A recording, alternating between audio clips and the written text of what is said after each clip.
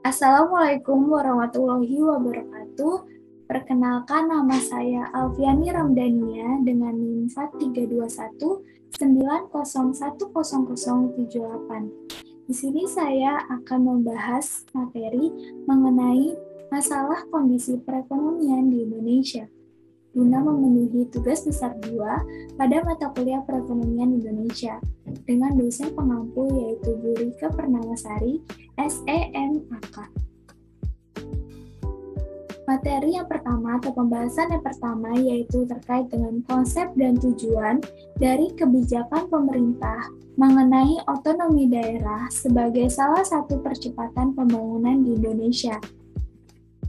Konsep dan pengertiannya yaitu otonomi daerah adalah penyerahan wewenang pemerintah oleh pemerintah pusat kepada daerah otonomi untuk mengatur dan mengurus urusan pemerintah dalam sistem negara kesatuan Republik Indonesia. Otonomi daerah ini dapat menjadi salah satu faktor yang mendukung terjadinya percepatan pembangunan di daerah. Dengan adanya otonomi daerah, pemerintah pusat tidak lagi harus turun tangan langsung mengurusi beberapa daerah yang pastinya jumlahnya tidak sedikit, sehingga akan memangkas waktu dalam hal pembangunan tersebut. Kemudian, pembahasan mengenai tujuan. Kebijakan pemerintah mengenai otonomi daerah ini didasarkan oleh beberapa tujuan tersebut, yaitu sebagai berikut. Yang pertama adalah sebagai upaya peningkatan pelayanan dan kesejahteraan masyarakat agar menjadi semakin baik. Kedua, yaitu pengembangan kehidupan demokrasi. Yang ketiga adalah menciptakan keadilan bagi daerah-daerah yang tidak tersentuh oleh pemerintah pusat. Kemudian yang keempat adalah mendukung pemerataan di seluruh daerah. Yang kelima adalah pemeliharaan hubungan yang serasi antara pusat dan daerah, serta antar daerah dalam rangka keutuhan NKRI. Yang keenam adalah mendorong untuk memberdayakan masyarakat. Dan yang terakhir, menumbuhkan prakasa dan kreativitas, meningkatkan peran serta masyarakat, dan mengembangkan peran dan fungsi Dewan Perwakilan Rakyat Daerah atau DPRD. Lanjut ke pembahasan yang kedua, yaitu mengenai masalah yang timbul akibat dari otonomi daerah dan kebijakan yang dilakukan dari pemerintah pusat guna mengatasi masalah tersebut. Masalah-masalah otonomi daerah beserta kebijakan pemerintah yaitu sebagai berikut. Yang pertama adalah kesenjangan ekonomi antar daerah.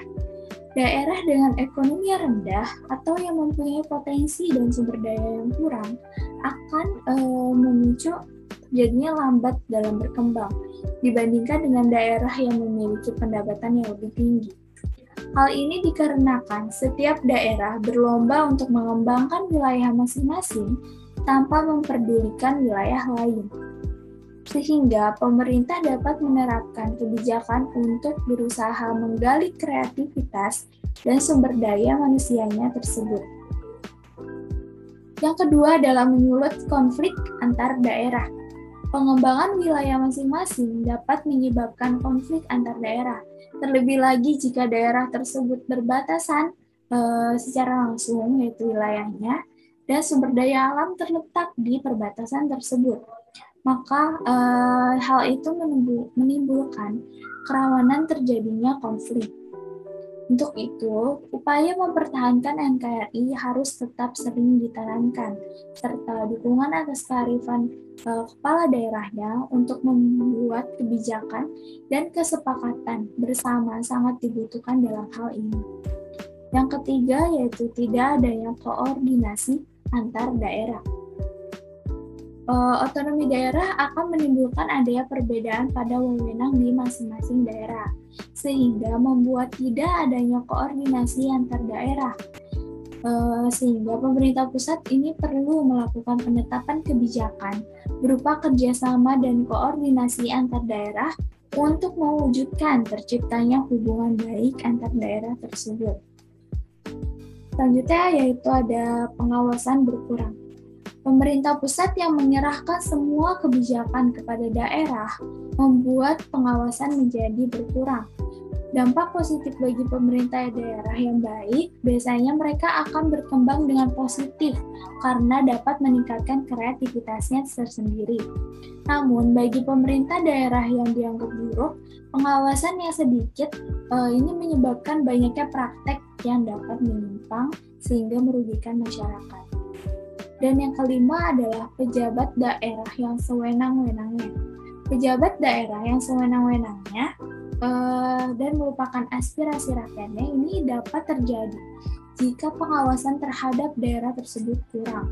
Meskipun hal ini sering bisa lebih diminimalisir oleh masyarakat sekitar, karena mungkin masyarakat sudah cukup cerdas dan melek akan teknologi, pemerintah pusat ini mungkin dapat memberikan perannya dalam mengatasi masalah ini dengan menerapkan kebijakan sanksi terhadap pejabat daerah tersebut karena telah dianggap telah melakukan pelanggaran akibat sikap yang tidak bertanggung jawab. Selanjutnya mengenai pembahasan yang ketiga, yaitu penjelasan tentang kebijakan fiskal yang dilakukan oleh pemerintah guna percepatan pembangunan struktural di Indonesia. Kebijakan fiskal dalam pembangunan struktural. Kebijakan fiskal merupakan salah satu kebijakan yang dibuat oleh pemerintah dalam upaya mempengaruhi perekonomian melalui perubahan pengeluaran dan penerimaan pemerintah. Tujuan utama pada kebijakan fiskal ini adalah untuk menentukan arah, tujuan, serta prioritas pembangunan nasional serta pertumbuhan perekonomian bangsa. Kebijakan fiskal yang dilakukan oleh pemerintah Indonesia guna mempercepat pembangunan struktural di Indonesia yang diharapkan akan memberikan kemudahan dalam segala kegiatan ekonominya. Kebijakan fiskal ini akan membantu mempercepat laju pertumbuhan ekonomi dengan meningkatkan laju investasi, baik itu di sektor publik maupun di swasta. Selain itu, menurut Profesor J. Celia, mengatakan bahwa kemajuan pembangunan ekonomi itu terletak dalam sektor pertanian dan industrinya yang berjalan seimbang. Lalu, dalam hal ini, kebijakan fiskal yang digunakan oleh pemerintah sebagai upaya untuk mempercepat pembangunan struktural di Indonesia adalah melalui penyediaan lapangan pekerjaan, memberikan kemudahan bagi masyarakat, terutamanya pada usaha mikro kecil atau sering disebut sebagai UMKM, untuk membuka usaha baru dan sehingga dengan hal tersebut memungkinkan semakin cepatnya pembangunan struktural pada perekonomian di Indonesia. Kita lanjut pada pembahasan yang keempat, yaitu mengenai hubungan kebijakan percepatan pembangunan tersebut bagi peran Indonesia dalam menghadapi globalisasi ekonomi. Globalisasi dapat diartikan sebagai suatu kondisi di mana semakin kuatnya hubungan yang melekat di antara bangsa-bangsa di dunia, baik itu dalam hal perdagangan atau ekonomi, investasi, budaya, dan berbagai interaksi lainnya. Hubungan dengan kebijakan yang sebelumnya telah dibahas mengenai percepatan pembangunan, maka dapat dikaitkan bahwa masyarakat ini harus mampu mengembangkan usaha mereka agar dapat bersaing dalam era globalisasi ini. Dengan hal tersebut, maka dapat menjadi peluang yang mendukung peran Indonesia dalam menghadapi globalisasi ekonomi untuk bersaing dengan negara-negara lain dalam hal perdagangan, produksi, hingga investasi. Kemudian, peran Indonesia dalam globalisasi ekonomi yaitu yang pertama adalah terkait dengan perdagangan. Indonesia telah sejak lama menjalin hubungan dagang dengan negara lain. Hubungan dagang tersebut dilakukan secara bilateral ataupun melibatkan beberapa negara di suatu kawasan. Contohnya saja itu hubungan dagang dengan berpartisipasi aktif pada perjanjian perdagangan bebas di Asia Tenggara atau ASEAN Free Trade Area, yaitu disingkat dengan AFTA. Dan Indonesia menjadi anggota Organisasi Perdagangan Dunia atau WTO, yaitu World Trade Organization. Kemudian yang kedua adalah produksi. Indonesia memiliki beberapa kerjasama dalam bidang produksi, yaitu yang antara lain bekerja sama dengan negara-negara anggota ASEAN, seperti membangun pabrik mesin diesel di Singapura dan pabrik abu soda di Thailand.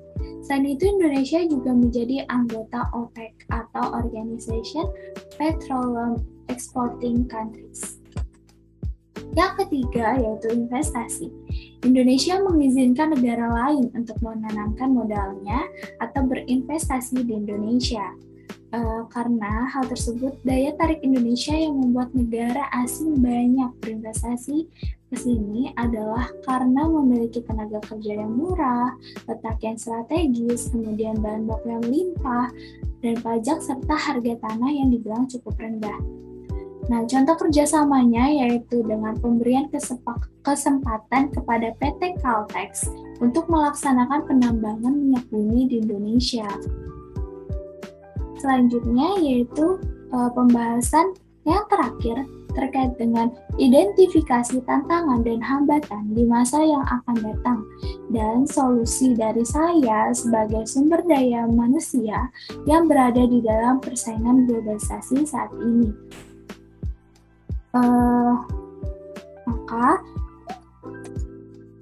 Kondisi perekonomian Indonesia saat ini dibilang masih tertinggal gitu dibandingkan negara-negara lainnya. Terlebih lagi adanya pandemi COVID-19 yang mengakibatkan pendapatan negara menjadi menurun, serta kegiatan ekonomi yang menjadi terhambat, sehingga memperburuk kondisi perekonomian Indonesia. Nah, beberapa tantangan yang harus dihadapi oleh perekonomian Indonesia di masa yang mendatang dapat dirangkum dalam layar ini, bahwa pertama, itu masih rendahnya PDB Indonesia dibandingkan negara-negara lain, seperti yang tercatat oleh CIA World Factbook, yaitu di tahun 2016, bahwa PDB Indonesia itu terbilang masih sangat rendah dibandingkan negara-negara seperti Uni Eropa, kemudian Amerika Serikat, Tiongkok, hingga India. Sehingga dengan ini, maka menjadi tantangan bagi Indonesia untuk meningkatkan produksinya dalam negeri sehingga dapat menyaingi keempat negara tersebut. Yang kedua yaitu untuk dapat meningkatkan PDB ini, maka Indonesia ini perlu meningkatkan kualitas produk dan jasanya untuk bisa bersaing dengan negara lainnya. Yang ketiga adalah perlu ditingkatkannya sumber daya manusia agar lebih dapat menguasai teknologi. Karena diharapkan dapat terus berinovasi dan kreatif dalam menghasilkan produk dan jasa yang berkualitas. Kemudian keempat adalah tantangan pada sistem packaging dan pemasaran untuk terus berinovasi, sehingga hal ini dapat menarik minat para calon customer di dalam negeri maupun di luar negeri. Yang kelima adalah sistem pembayaran yang sudah beralih menjadi serba digital. Lalu selanjutnya terkait dengan hambatan, yang pertama adalah sumber daya manusia yang masih kurang memahami teknologi, terutama pada masyarakat kecil di pedesaan. Kemudian yang kedua adalah sebagian daerah masih belum bisa menikmati adanya jaringan internet, sehingga kegiatan yang berhubungan dengan digital tersebut menjadi terganggu. Dan yang terakhir yaitu akibat adanya pandemi membuat aktivitas menjadi terhambat, sehingga proses operasional di beberapa perusahaan masih belum maksimal dan mengakibatkan adanya penurunan pendapatan. Nah, yang terakhir ya terkait dengan solusi. Saya sebagai sumber daya manusia mungkin sudah seharusnya berperan penting di tengah-tengah persaingan global ini, di mana akan terus berusaha untuk ikut andil dalam meningkatkan PDB negara, yaitu dengan salah satunya ikut serta dalam melakukan usaha ataupun bisnis dengan melakukan inovasi dalam menciptakan produk-produk baru dan berkualitas untuk dapat bersaing dengan negara lainnya. Nah, dan juga untuk mengasah kemampuan dalam hal teknologi, supaya kita ini tidak tertinggal dari negara lain dan mampu mengembangkan teknologi digital yang sekarang ini semakin marak. Nah, kemudian yang terpenting adalah mengutamakan pendidikan, karena dengan pendidikan kita dapat mengetahui berbagai pengetahuan yang bermanfaat untuk kedepannya, seperti dalam hal bekerja, membawa nama Indonesia agar dapat menghadapi persaingan global ini. Nah, mungkin ini beberapa referensi terkait dengan materi-materi yang telah saya sampaikan. Baik, cukup sekian pembahasan masalah terkait kondisi perekonomian di Indonesia. Kurang lebih mohon maaf, saya mengucapkan terima kasih. Assalamualaikum warahmatullahi wabarakatuh.